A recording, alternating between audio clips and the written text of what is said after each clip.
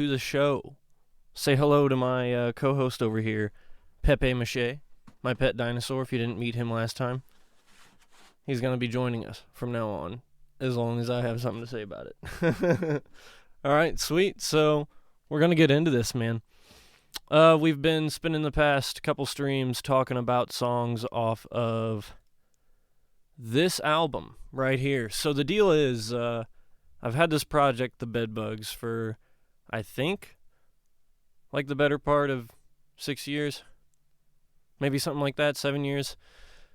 And I've got several albums that you can check out, I believe. Yeah, right here, sweet. So, and like a few, I guess, EPs or an EP or whatever. And you can go check this stuff out on all your streaming stuff, Spotify or Apple Music or Google Play or iTunes. Well, that's Apple Music, I guess. All kinds of stuff out there. You can get it on YouTube. You can find it. Pretty much anywhere you can find stuff and listen to, you can check this stuff out. And you can also go here to my Bandcamp if you really want to support in a good way to the music and buy the stuff. It's all up for sale on here pretty cheap. So this is basically an like solo project that I've been doing for a while. It's just indie and folk music and some punk influence and stuff like that in there. And each album's wildly different from, song to song and album to album and stuff. So we've been going through this album, The Centrifuge, and we've kind of went through the first few tracks. Well, I went through the first track and actually track 6 for the first one.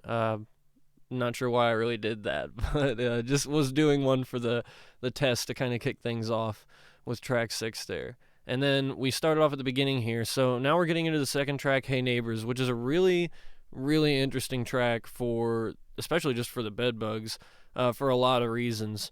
And I want to get into kind of looking at the track and looking at the art and the lyrics and talking about some of the ways I recorded this and some of the playing I did on this song in particular.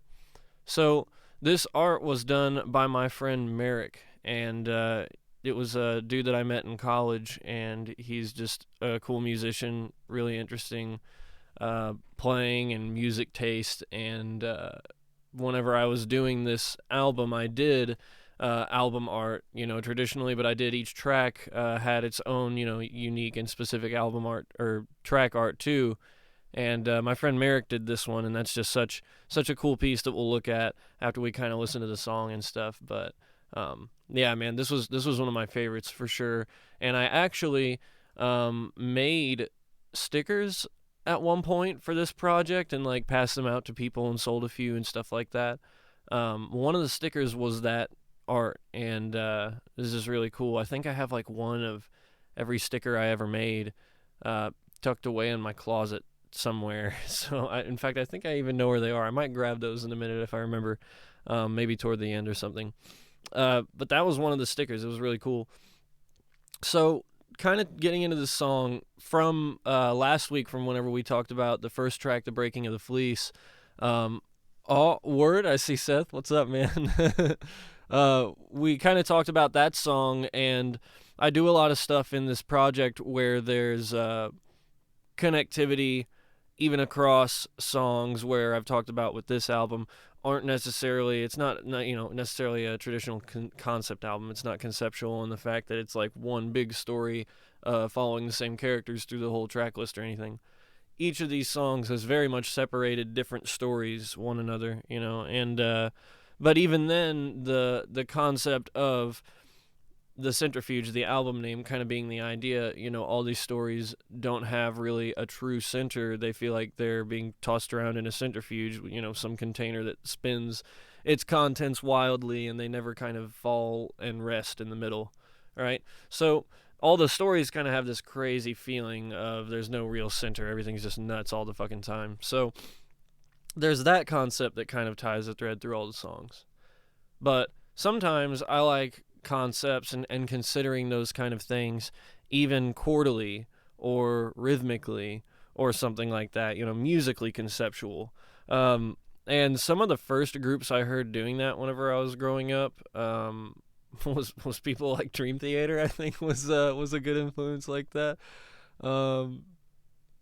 Yeah, Yeah, dude, for sure, man. Seth hit me up in the chat, dude. Yeah, just message me sometime. Um, but yeah, that kind of stuff. Dream Theater, like I said, was one of the first groups whenever I was growing up that I don't listen to that sort of stuff much anymore, but whenever I was younger, I peeped a lot of that stuff. And it just so happens that those guys used that kind of method a lot where concepts can be more than just lyrical, and I don't know, it's like an easy concept where I'm sure plenty of people that I just can't think of right now use it, but it's just such a cool concept too. It's sonic concepts are also a thing. So the kind of thread that ties very quickly and very small into this song from The Breaking of the Fleece is that The Breaking of the Fleece, I believe, ends in A minor, and then this song fades into A minor. Let me see if I can get a bit of a clip of that for you guys. See if I can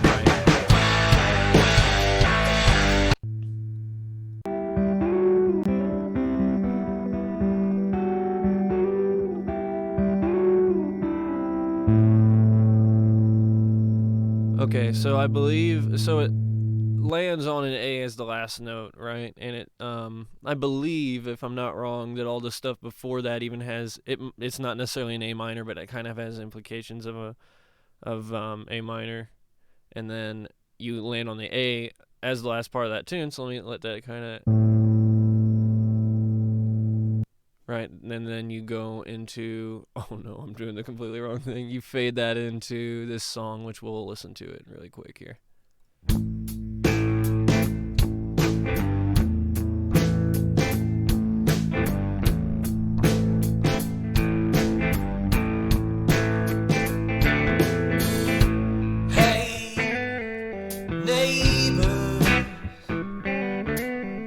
I just wanted to tell you, your morning paper had landed in my front yard, and I would, baby, skip over pages 7 and 8 lest it test your aiming. Now you're huddled back indoors, too reluctant to wave you my hand, too reclusive to come out again, too impulsive.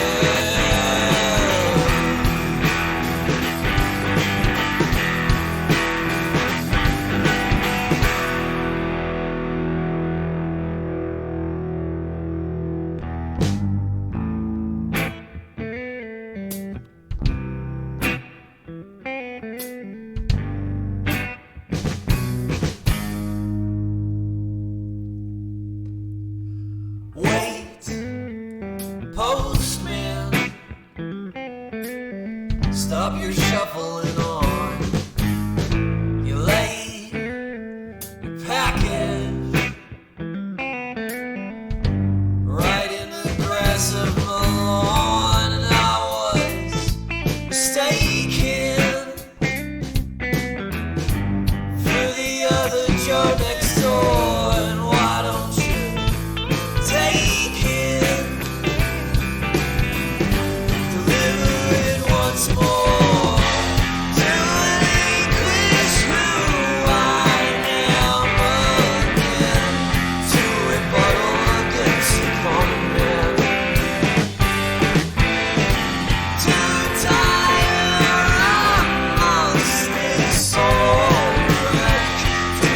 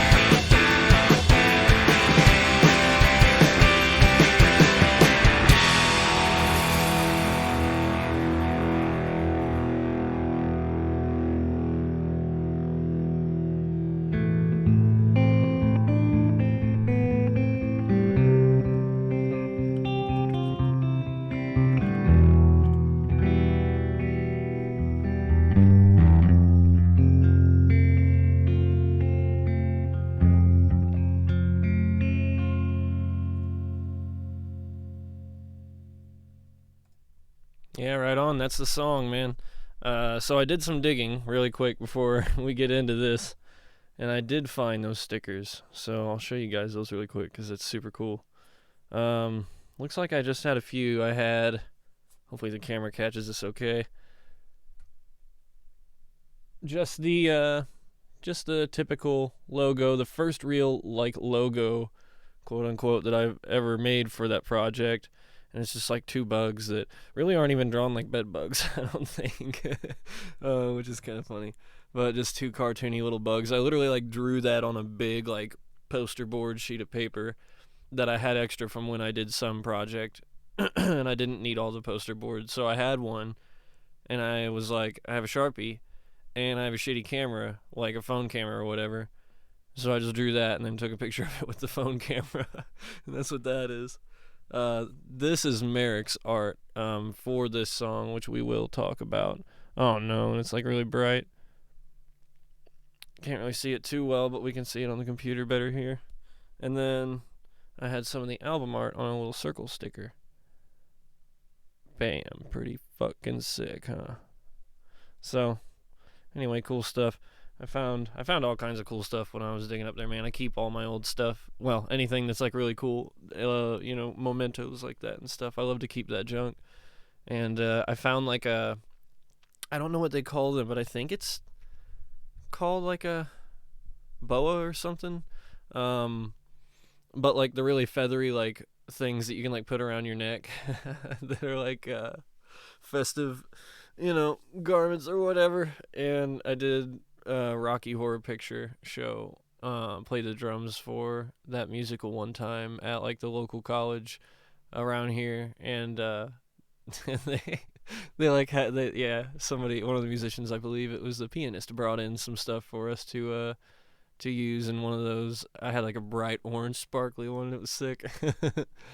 But yeah, anyway, so that song did, before I get into the lyrics or the art or too much of anything like that, I wanted to kind of talk specifically with this one about like the playing and the just how I wrote it.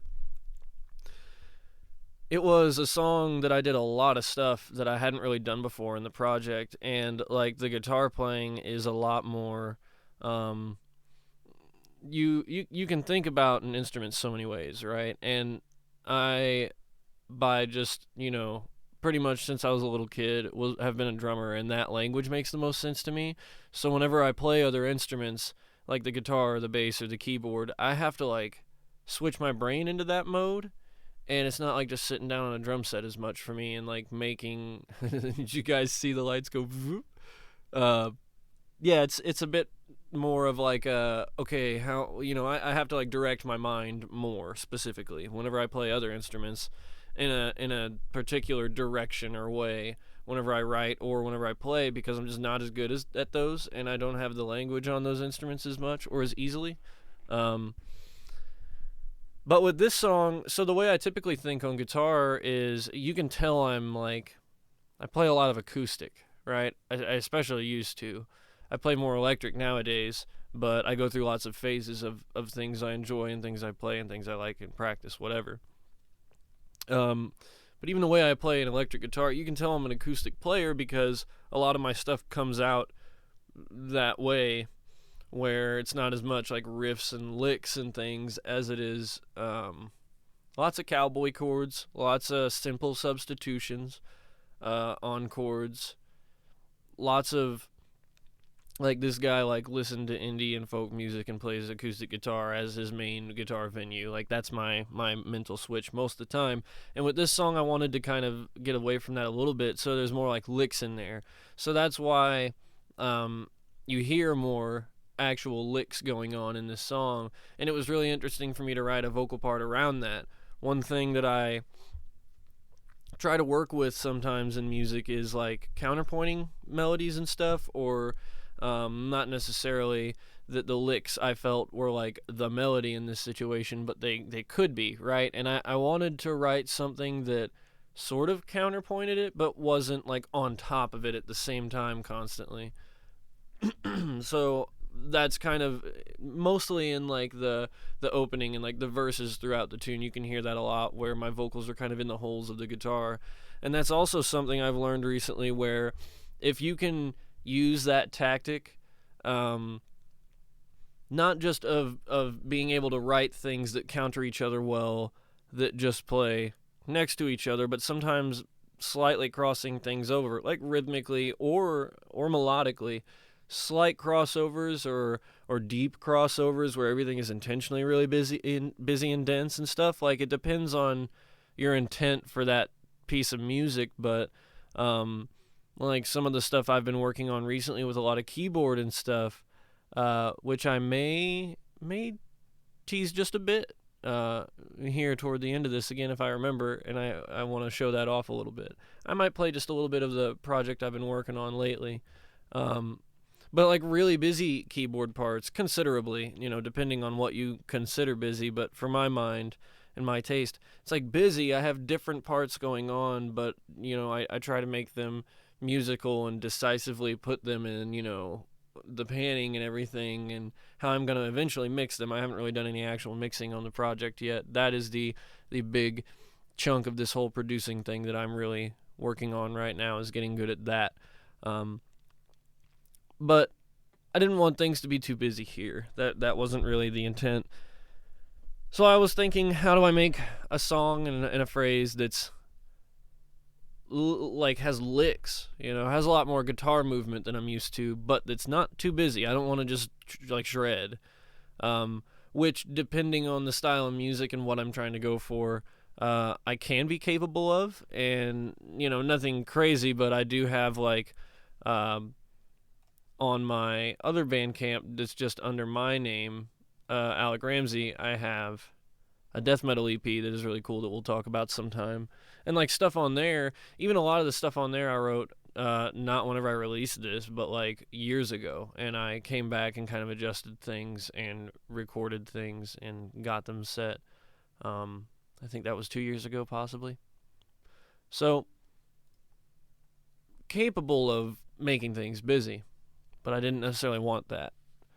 So it was hard for me to think of how am I going to do a lot, but without doing a lot, So that was kind of my attempt at this, and just recording everything was really interesting, especially because I had to really focus on how clean I was playing. And there's obviously parts in here where you can tell that it's a little fucked up. It's not the most cleanest thing, it's not the most produced thing, but that was par for the course. I mean, for this project and for the way that I record this stuff, which is just single takes. I'm not saying that all of my takes on these songs were the first take that I sat there and I sat down and played all the way through it one time and was like, that's it. Sometimes I had to go through these many times, 5, 10, 20 times, trying to play it to where I could get a good but realistic but as polished as possible take. But whenever I arrived at a take that was good, that's what showed up on the recording, was just that one take, right? I would sit through and play the whole song, and then that's it, and I'm not going in afterwards clipping in stuff very much. I try to stay as true to that as possible, even now with the more producer-based, like pop and new wavy kind of stuff that I'm working on.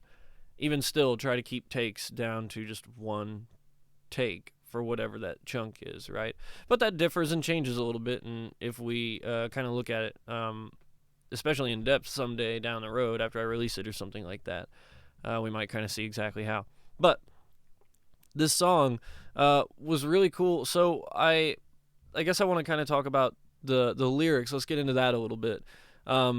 This song was pretty much, for this person in this story, was their way of just coming out to the world and saying, like,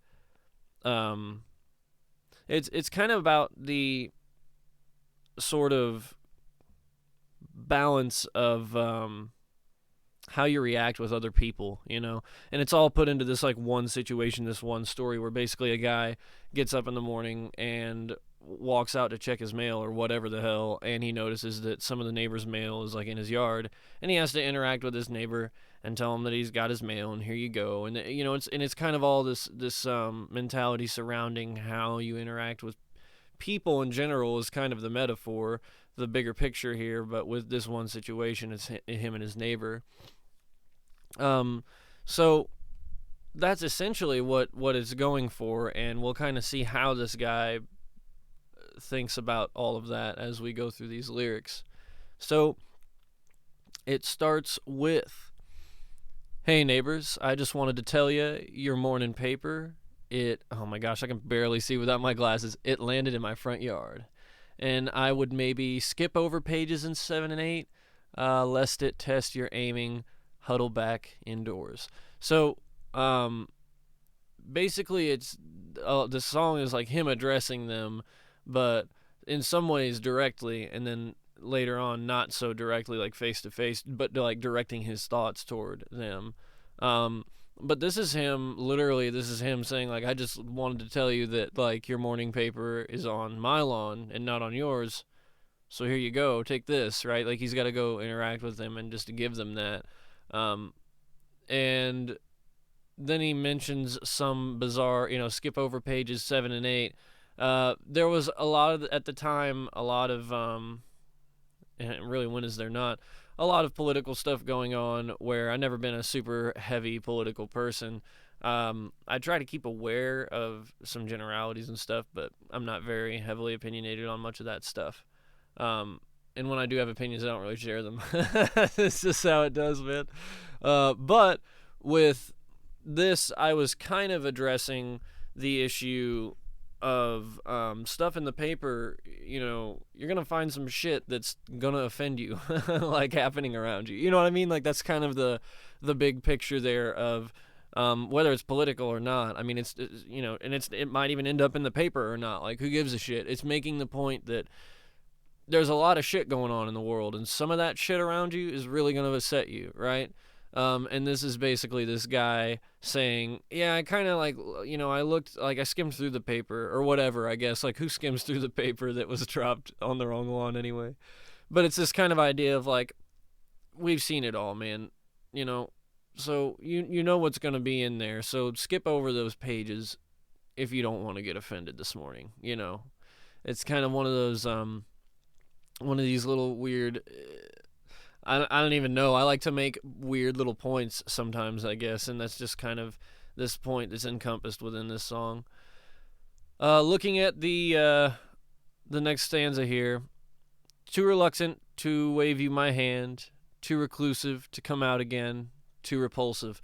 And there's like a really simple little device going on there, but I like to, whenever I use literary devices, I don't use them super intelligently or anything, but I like certain ones. I know what I like. It's like salt and pepper. I know I like this and this, like these few things that I really like, but I like to use them and just throw them in, just in the right spots. At least that's what I try to encompass here in that stanza with the whole.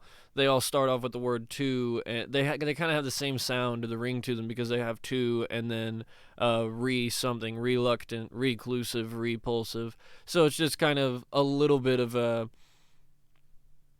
chameleon effect going on there, where each line sort of blurs together a bit,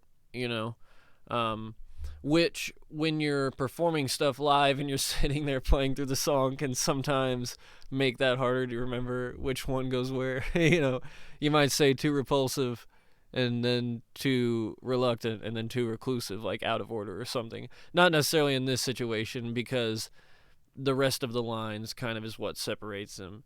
"Too reluctant to wave you my hand," which he's kind of just saying, as much as he does have to interact with his neighbors, he's a very nervous guy, right? And it's hard for him. How hard is kind of explained as we go along. "Too reclusive to come out again," if there was any reason to come back out and be like, "Oh shit, and I forgot to tell you this or that or whatever, or this thing we've got to talk about, I forgot," and you have to come back out. Eventually you got to come back out, of your house, and you're going to talk to that guy again, and he doesn't want to. And then "too repulsive," he's kind of this person that looks down on himself, obviously, at this point, and part of his inability to connect with even just trying to have small conversation with his neighbor about something is mirrored inwardly at himself, and he knows, that's kind of what that last line, especially just being by itself, just too repulsive, right? Like he's declaring that about himself. Then the next stanza here, Wait, postman, stop your shuffling on. You laid your package right in the grass of my lawn, and I was mistaken for the other Joe next door. Why don't you take it and deliver it once more? So that is, now we're going through a package being delivered at the wrong house. And he kind of notices somebody setting something down at his front door after he goes inside. And he turns around and he's like, shit, okay, I gotta see what this is all about. And he knows he's got no packages coming. Opens the door anyway. Sees the postman going down the road, dropping things off, or, driving whatever.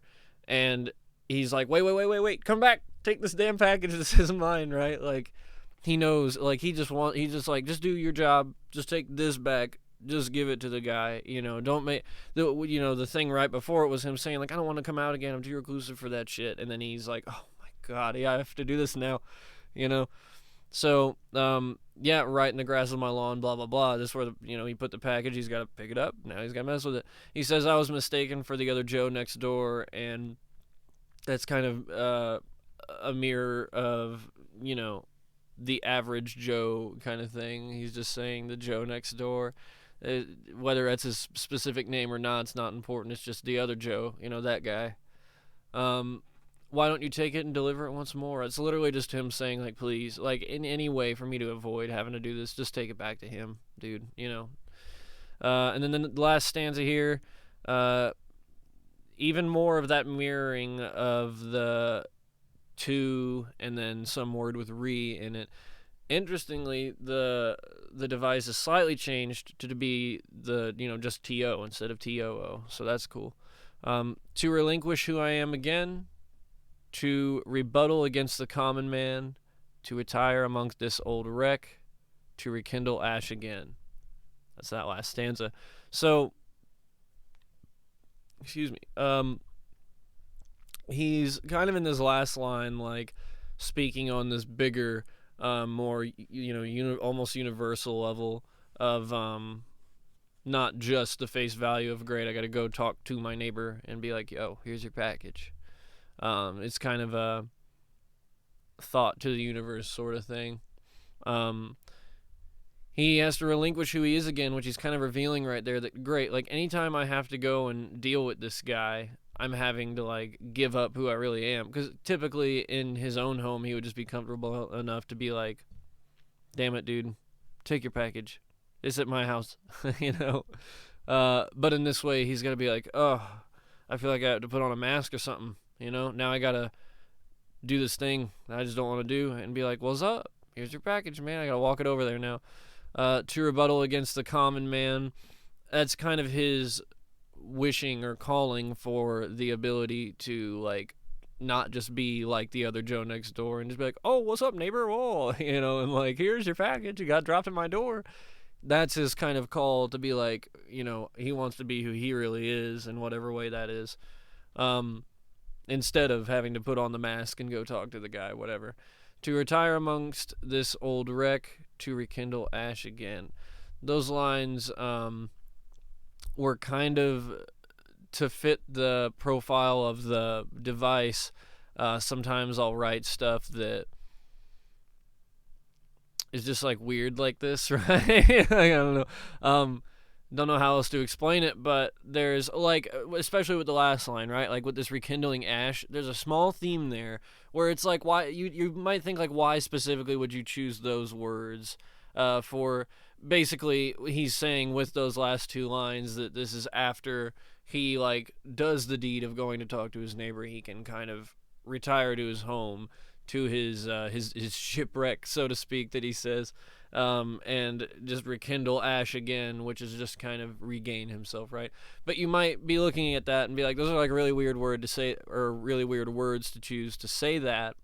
And part of that is, like I said, sometimes I say really bizarre things just to kind of fit in with a device I have going, which is the to re, whatever. But then also there's, like, a small way that you can further the depth on those kind of lines to try and add some kind of connectivity or tie to something else. And in this way, I kind of, with the to rekindle ash again, is just selflessly a connection to Dark Souls. That I love that series, the Souls series, and the Soulsborne games or whatever. Those games are just like some of my favorite ones. I love the shit out of them. So there's a lot of, if you know anything about that game, there's a lot to have to do with kindling and ash, and all that stuff with those games. But there's also, in some of the other songs I've written, one in particular has those themes in it as well. So it's also kind of a tie to other stuff in the past at that point of my work that I was also kind of calling on old lyrics of my own, which is always cool. I always like that kind of lyrical connectivity from thing to thing, if it's done the right way. The other song in particular that I use that kind of imagery and stuff in is, I believe it's called Kindling, I think is the song name. It's on one of the EPs that I put out. It's actually right there, tiny, Sleeping Slab. And it's literally a song about some of the history of Dark Souls. Like, I love that series so much that I made a fucking song about it. So that's what that is. But so looking at the art with this, right? My friend Merrick did this, like I said, and I'm trying to remember. I believe it was on paper. I don't think it was done digitally. I'm just kind of absorbing it myself again. It's been a while since I've looked at it in depth here. So this is basically the guy in his home. There's a home in the middle, obviously. Kind of the road leading up to it. There's a few things going on here, man. But at face value, it's the guy in his home with his little arm poking out the window and like hanging up a sign on the door that I can't. Might say closed on it, honestly. That's pretty sick. But yeah, he's like putting, he's basically like, this is like this reclusive guy in this story that is kind of showing here, like staying in his home and being like, please, just don't come in, or whatever. And it's parts of it are, I want to say crudely drawn. And what I mean by that is like stuff like the steps or the shingles being not like perfectly symmetrical, right?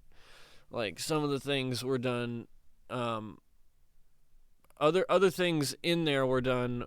I don't know how to explain this. I look at it and I see parts of it that are like intentionally like that, obviously. It's just basically what I'm saying. But then I see other parts like some of the weird detailing of the kind of square that's behind the house, which I'll kind of get into that in a little bit. And a lot of the like texturing on the house, or like even just the texturing on the road coming up to the house. That stuff. I don't have the patience to sit there and do that. I can't remember what it's called specifically, but like speckling a lot of the stuff and then the shading and everything, and like that takes a lot of patience for someone like me. You get me to try and do something like that, or even just like fill in, like a coloring book kind of thing, just fill in something within the lines with the color. It's one color and you sit there and fill it in. But I hate doing that kind of shit. I sit there. It's like repeated action of just, or like scribbling something in with the crayon and just like filling in a big thing. Repetitive action like that's hard for me. I don't mess with that very much.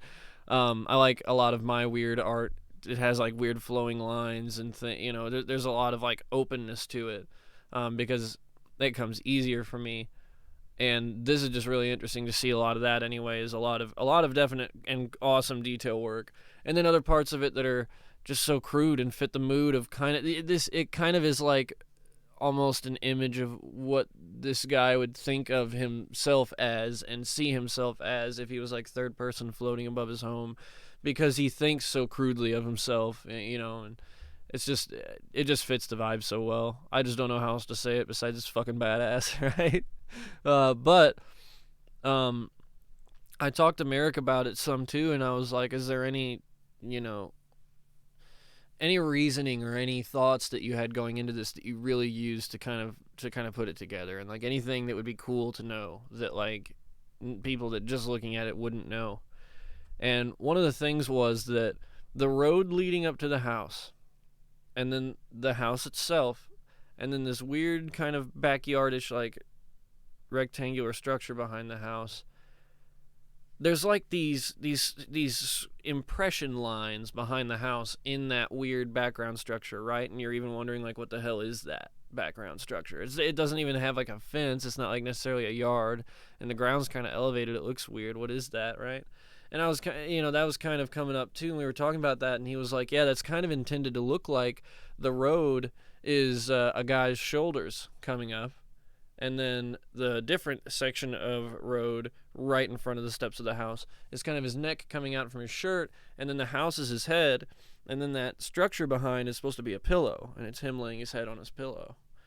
And so it was this really cool reflection of the guy just wanting to rest, just wanting to be himself and just be there and just exist, was put into the image as the thought of the whole. This guy laying his head on a pillow, and then the image is what it is aside from that. So I thought that was fucking cool. Yeah, man. That was really sick. I loved seeing this one. I was really stoked about that. So that is pretty much the song as far as I can think. This is definitely like a slower tempoed song for me, so whenever I was recording it, I remember in particular I had to pay really close attention to the metronome, and good God, some of the ways of playing those licks are just, for me, hard, and I had to just really focus on staying in time and keeping clean, and these were probably some of the guitar takes that took the most tries on the album for me to do, for sure. Oh, and there's one more reason I had this pulled up. So, if I have this right, I hope I do. I have a lot of those, like I was mentioning earlier, kind of these sonic concepts, not just lyrical concepts that carry through the album or from album to album, but sonic concepts too, where I use sound as a concept, and riffs, chord progressions, beats, whatever you want to call certain parts of whatever I use. And there was a really cool one in this that found its way as an opportune way into this song. So the way that the song kind of picks up toward the end,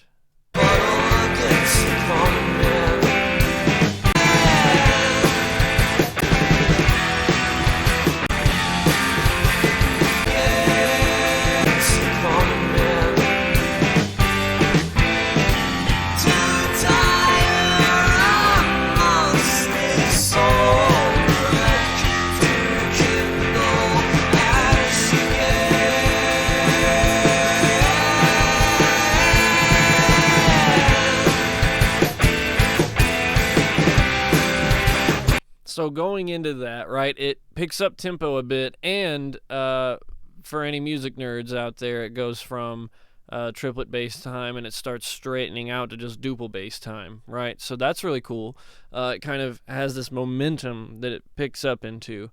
And the even cooler part about this, that is the connectivity, the conceptual connection to other stuff I've done,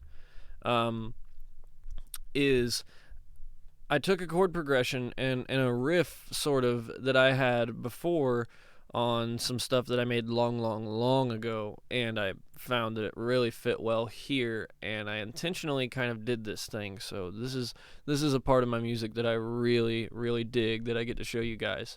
The part that it rips from, I'll let you guys hear the chord progressions first, and the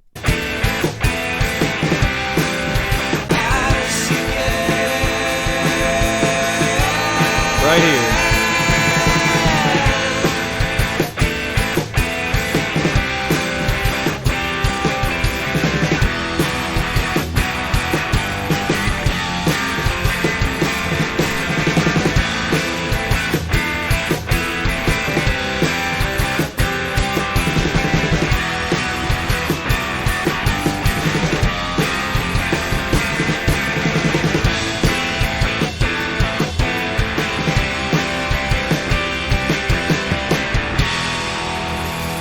And then I'm going to let this continue playing, because then it goes into the same chord progression, but this way.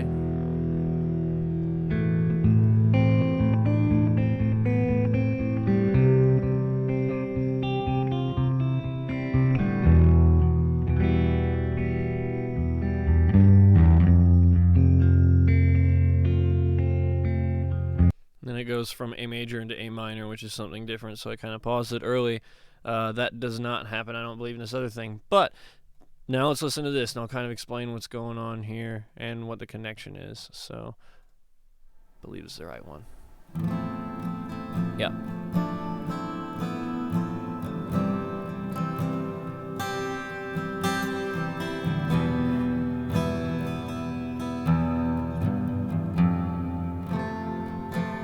it does go to minor.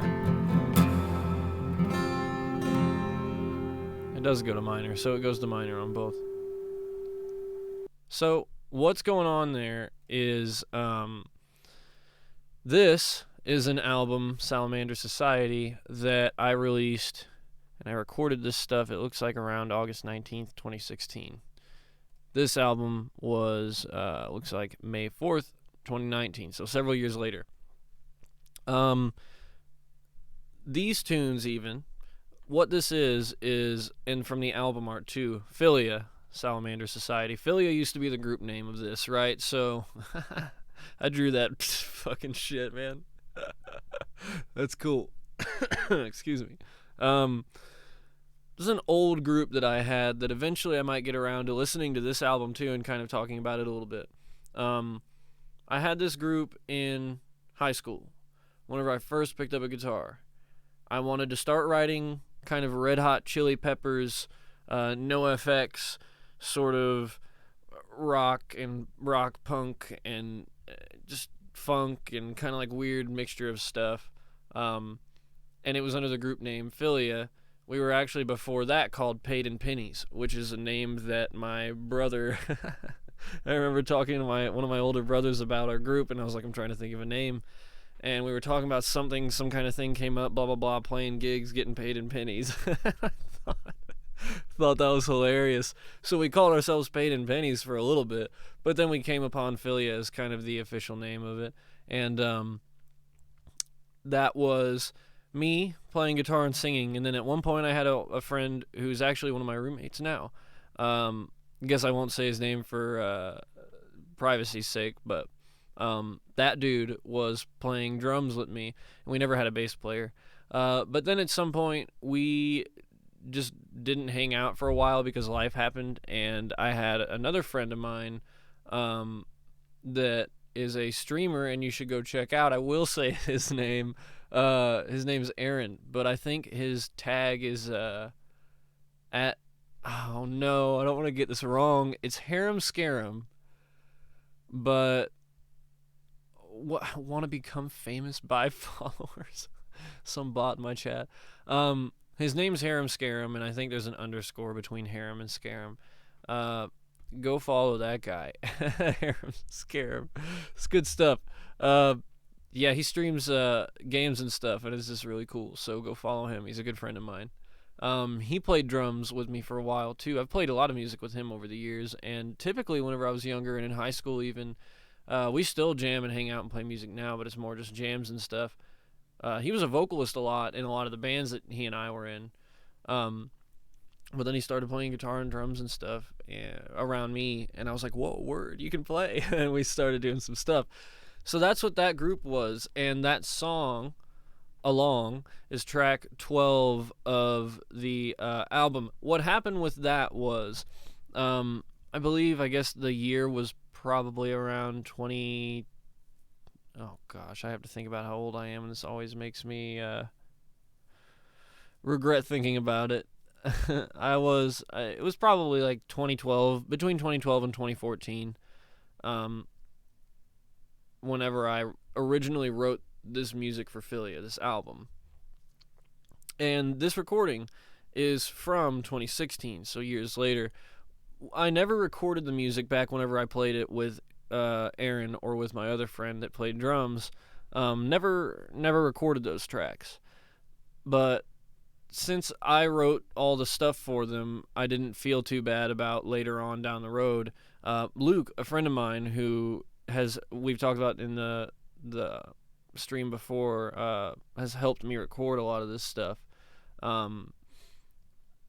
He got the equipment that he used for recording some mics and an interface and stuff, and he hit me up about it, and he was like, listen, man, I want some practice on using this equipment, and we need to record something. It was like the first thing we were ever going to record, or he was ever going to record, and he's like, you should get in here with some music you're ready with and record it.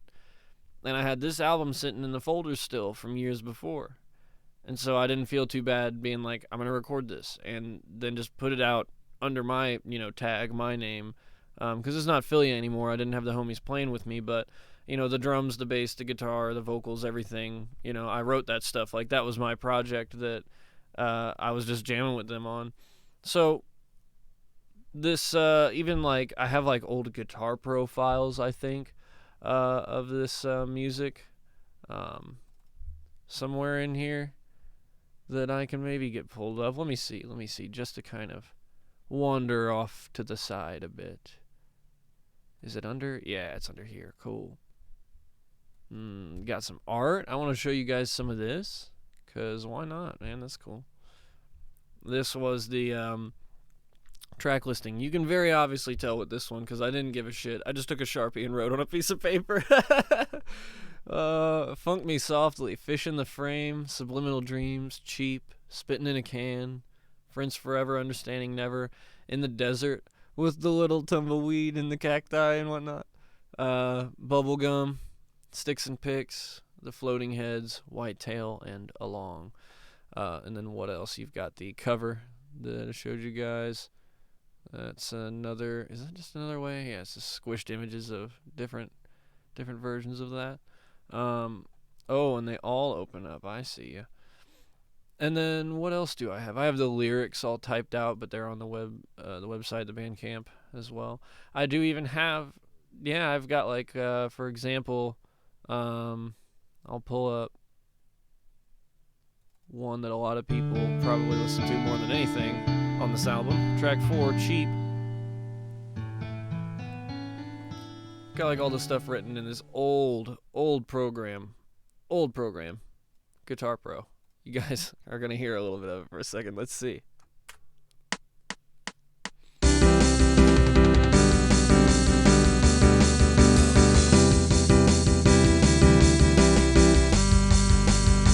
Here's the chorus, yeah.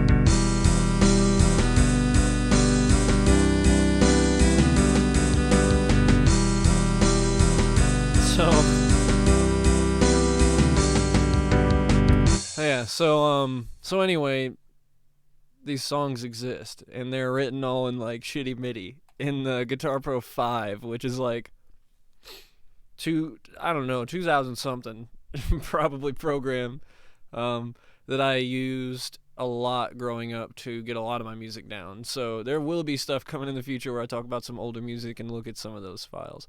But anyway, these songs, they're there, right? So they're like from 2012 to 2014-ish, something like that. Then I came back and recorded them just myself in Luke's garage, doing all the tracks and everything in 2016, it looks like. And then 3 years later, I came back and used the riff from the last track. There was one of the ones that I just loved throughout the years, and I wanted to have a little bit of an Easter egg for the people that really listen to the stuff, to catch that and to be like, oh shit, that's it's just a cool thing, and there's people that do that kind of thing all the time too, where they just make certain chord progressions or certain rhythms a big part of their playing, and they connect it here and there. There's just dots throughout their work that you connect if you listen hard enough. So that was something I always thought was cool. Yeah, like I said, we'll talk about that stuff more sometime soon, and get into some older music of mine too. But excuse me, that's pretty much that track, man. That was a really fun one to record. Really hard tune to get down as cleanly as I did, which it could have been better. All these tracks could have been better, but it was just kind of let's sit down, let's get the one take throughs. I don't want to go back and clip a bunch of cleaner stuff in there. I don't want to overproduce this. At the time, I didn't even really know how to overproduce this. I'm still learning how to just normally produce something, so there's a lot there going. But yeah, man, right on. Let's see how long we've been going. I'm curious. I've been checking myself on these streams. I'm a bit of I don't want to say OCD because I don't know that for sure, but I'm an organized person, and as much as it doesn't matter that these streams are the same length, I keep looking about the time I'm done, and I'm like, cool, they have been about the same length. So it's cool to keep it that way. If not, no big deal. But yeah, man, that's it. Next week, Sunday, 6 o'clock, we are going to be getting back onto the show. I don't know if I'll be talking more tracks on this album. or if I might do the thing that I kind of pondered this week a little bit and might play some Dark Souls. I'm really interested. At some point, I'm definitely doing it, so I'm just going to spoil it because I think it's going to be sick. I want to do a Dark Souls 3 no equipment run. Besides, I get to use my Estus Flask. That's a definite thing because I'm not that good. And at the point in the game in which I can get just normal fist style weapons like the Cestus or like I think the Demon Fist is in that game, stuff like that. I'm gonna use those, but otherwise equipmentless, and then only armed with eventually just the hand weapons. I've been doing a practice run of that for a while. That I've gotten through some of the bosses in the game that I can think of. Not many, but Vord of the Boreal Valley, obviously the first one, Gundyr. I did the Curse Wadded, dude, that is like, if anybody knows Reggie Watts, the Curse Wadded Greatwood tree or whatever, dude, that is the tree, but with Reggie Watts dreads and head. But yeah, I did that guy. I did what else is there? I know currently wherever I got I did the witch. Forget the exact name, but that like crystal witch.